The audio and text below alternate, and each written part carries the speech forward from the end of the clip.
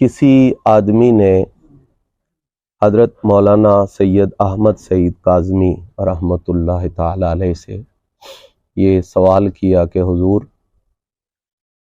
آپ لوگ اپنے آپ کو حنفی کہتے ہیں، آپ کی فقہ حنفی ہے،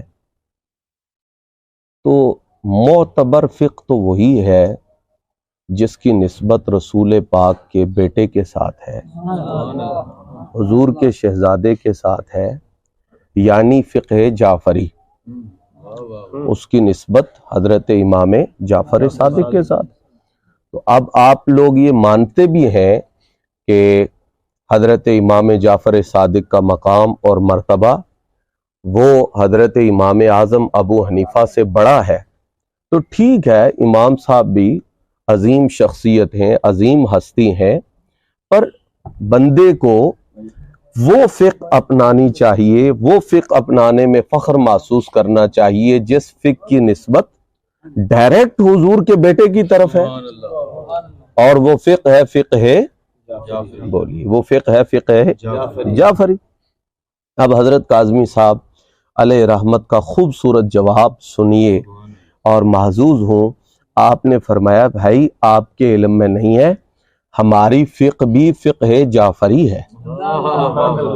ہم جو اہل سنت ہیں ہماری فقہ بھی فقہ جعفری ہے جو امام ابو حنیفہ کی روایت سے ہمیں پہنچی ہے، یعنی امام اعظم ابو حنیفہ سے ہمیں جو کچھ پہنچا ہے وہ بارگاہ جعفر صادق کی خیرات ہی تو ہے۔ امام اعظم ابو حنیفہ نے ہمیں کوئی چیز اپنی طرف سے تو نہیں عطا کی، انہوں نے کوئی اپنی ذاتی رائے سے تو ہمیں کچھ نہیں دیا، وہ لنگر، وہ سرمایہ، وہ علم کی خیرات حضرت امام جعفر صادق کی بارگاہ سے لے کر امام اعظم نے کائنات میں تقسیم فرمائی ہے۔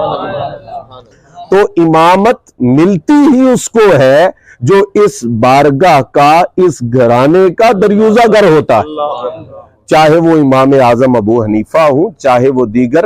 ائمہ فقہ اور ائمہ حدیث ہوں، سب کا فیضان وہ اسی گھرانے سے ہے۔